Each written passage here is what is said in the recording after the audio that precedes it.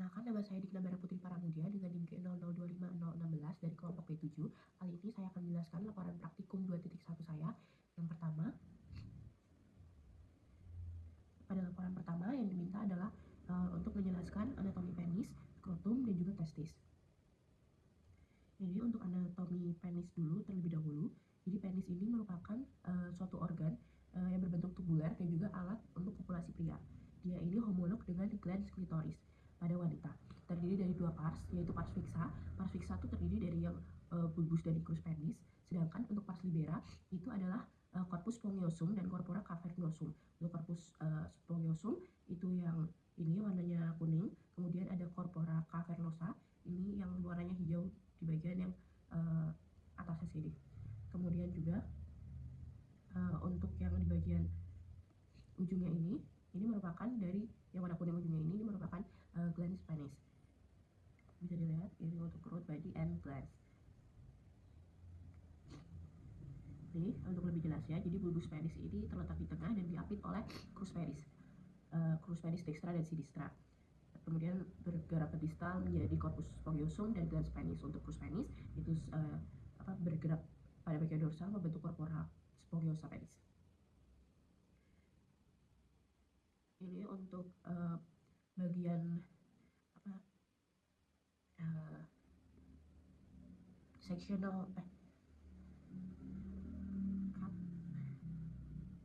sectional view. Jadi untuk bagian cross sectional view di sini bisa dilihat bagian-bagiannya bahwa corpus spongiosum terletak di bagian ventral corpus penis. Kemudian juga dilewati oleh uretra pars spongiosa berarti ya. Kemudian ini di bagian distalnya ini melebar menjadi glans penis. Kemudian untuk corpora cavernosanya terletak di bagian dorsal penis. Ini merupakan jaringan erektil utama. Ini kan terdapat dua corpus cavernosus, makanya disebut dengan corpora cavernosa. Untuk masing-masingnya ini diliputi oleh tunika albuginea yang tebal. Ruang-ruang corpora cavernosa ini di dalamnya ini namanya itu cavernae atau sinusoid cavernosum. Ini di tengahnya ini terdapat yang namanya cavernosal artery atau arteri cavernosus. Terus di bagian dalam ini nanti glans penis akan mengalami pelebaran yang disebut dengan fossa navicularis. Kemudian di ujung dari glans penis ini terdapat yang namanya ostium uretra externum. Dan juga di ininya ada lipatan kulit yang menutupi glans penis dulu itu adalah preputium. Kemudian preputium dihubungkan dengan glans penis oleh lipatan yang terdapat tepat di bawah uretra ke arah bagian ventral penis, itu namanya frenulum preputii. Terus ada juga glandula Tyson yang menghasilkan smegma. Lanjut, kemudian ini untuk pars fixa ini diperkuat oleh dua muskulus. Yang pertama musculus ischiocavernosus. Ini untuk insersi dari crus penis ya, bisa dilihat di sini bagian crus penis yang diwarnai biru. Kemudian yang ini untuk musculus bulbus spongiosum itu untuk insersi dari bulbus penis ya. Anatomi penis berikutnya akan membahas mengenai vaskularisasinya. Di sini ada yang namanya arteri penis, cabang dari arteri pudenda interna. Ini bisa dilihat di sini. Ini nanti menjadi namanya arteri penis. Ada juga untuk sistem venanya itu bermuara pada vena pudenda interna. Di sini tuh supaya arteri itu sebenarnya ada banyak ya.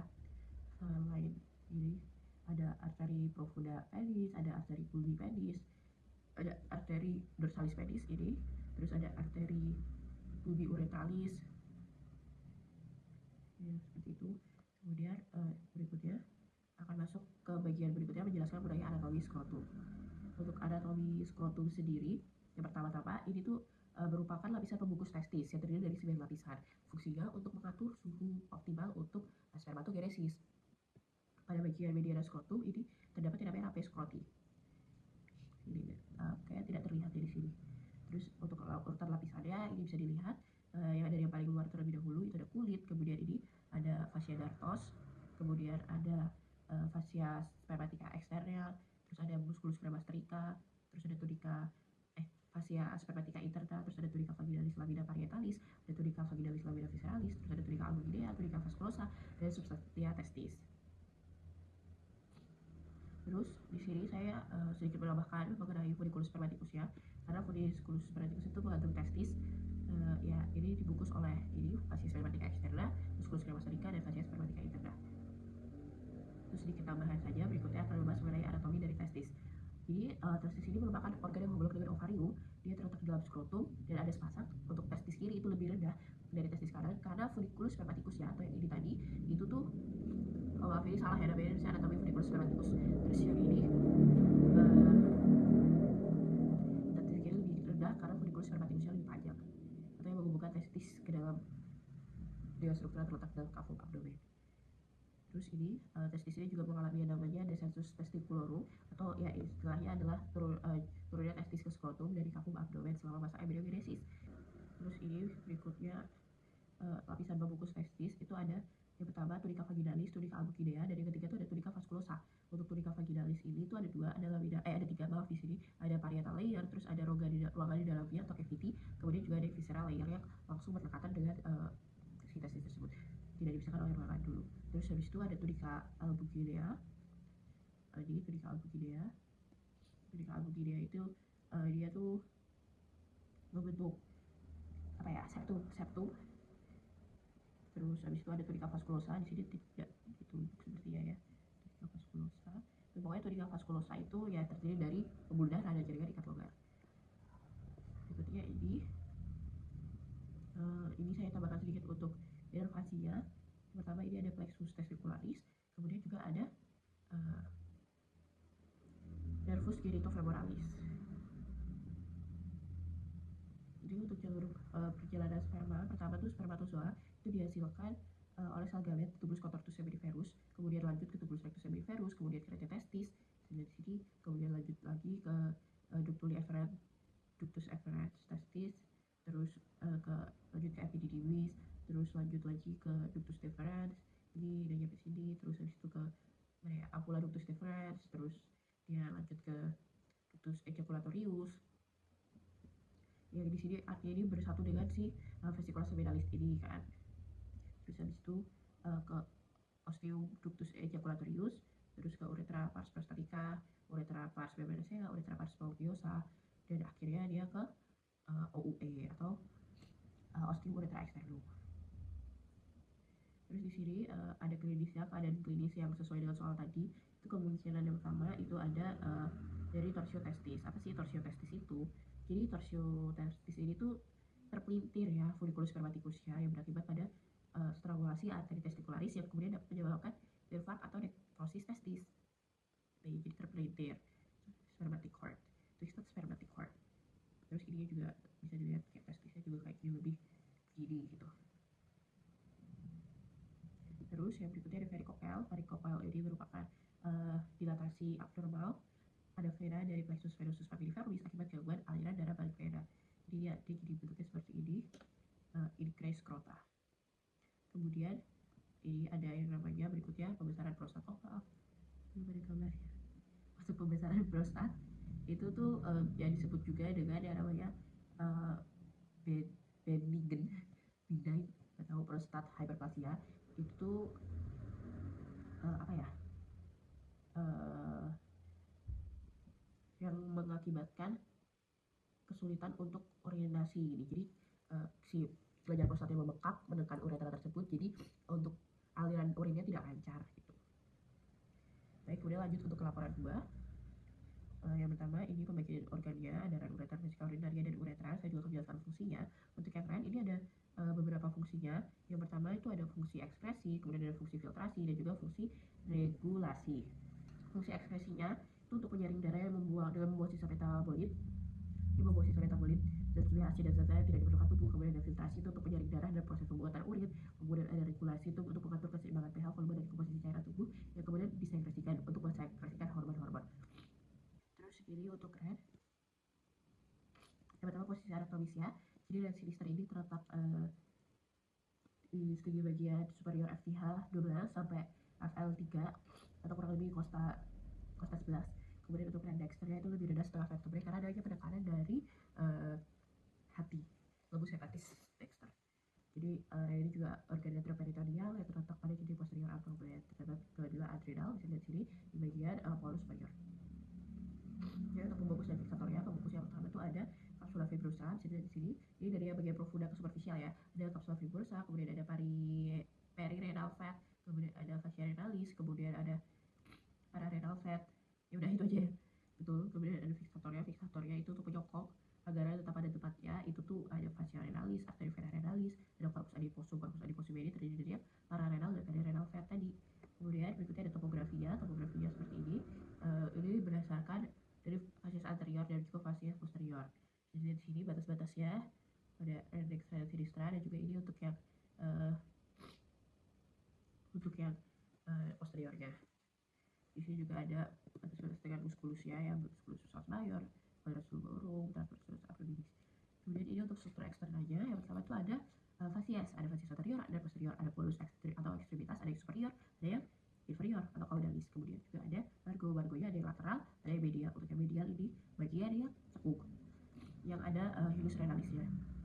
Terus ini untuk ini struktur internalnya ya normal, ada cortex renalis yang di dalamnya ini ada si kolumna renalis bertini, terus juga ada arcus corticalis, kemudian ada medulla renalis yang terdiri dari piramidis renalis dan papilla renalis, terus juga ada foramina papillaria, kemudian ada calis minor, ada calis mayor, ada peptis renalis, kemudian ada sinus renalis, ada pelebaran dari hilusnya.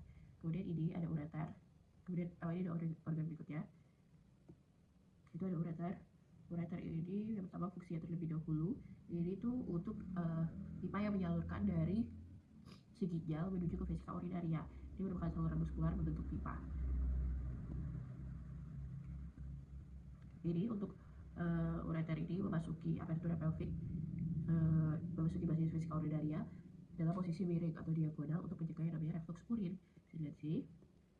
Oke, kemudian di dalam pelvis ini ureter disilang juga oleh yang namanya ductus deferens kalau pada pria, juga arteri uterina pada wanita.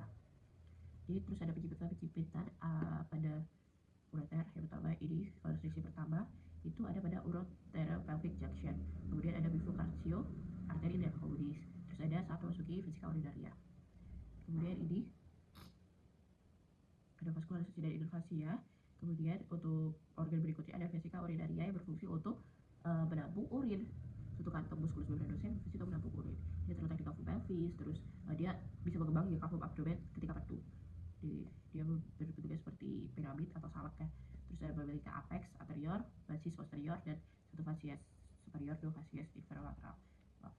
Kemudian ini untuk vesika urinaria itu posisinya pada pria itu di antara pubis dan rectum, kemudian pada wanita di antara pubis dan uterus. Kemudian ini ada ligamentumnya. Ligamentumnya itu pada wanita namanya ligamen pubo vesikal, dan pada pria itu namanya ligamen pubo prostatikum. Kemudian untuk vesika urinaria ini jadi adalah ini struktur eksternalnya ya, ada apex, basis, facies superior, facies inferior lateral, terus ada kolom vesikae yang bagian paling terfiksasi ya.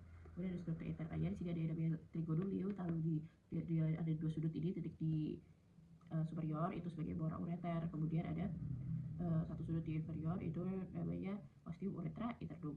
Kemudian juga ada dua bora ureter itu dihubungkan oleh yang namanya plica interureterica, terus ada tonjolan kecil ini namanya uvula vesicae. Pokoknya struktur untuk internalnya itu ada tunica serosa, tunica muscularis yang terdiri dari musculus detrusor dan juga sphincter vesicae.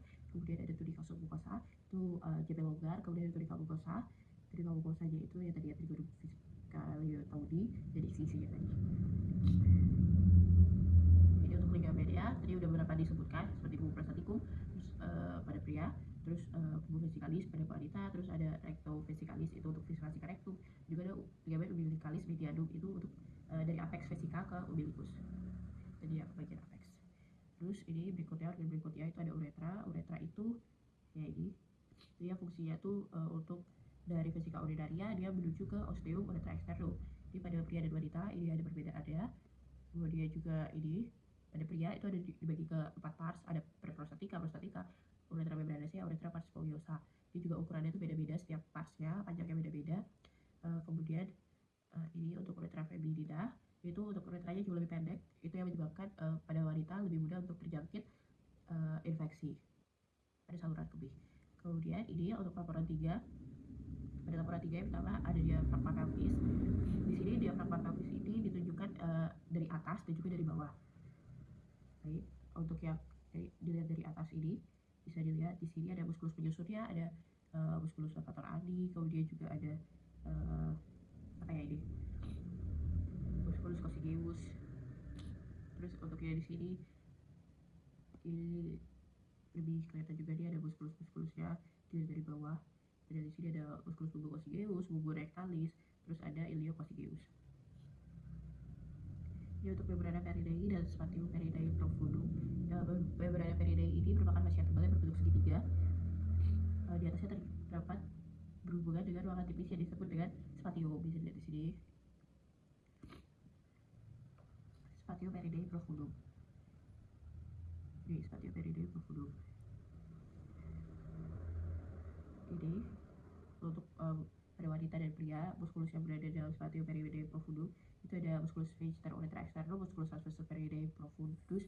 Terus pada wanita itu ada compressor uretra. Terus hanya pada pria hanya pada wanita juga ada musculus sphincter uretrovaginalis.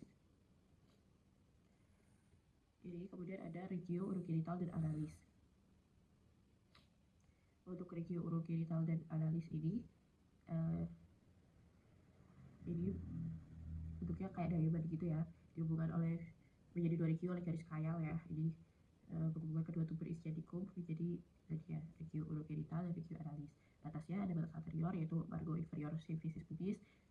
Terus ada lateralnya oleh rami ischiopubica dan ligamen sacrotuberal. Kemudian posteriornya ada apex os coccygeus.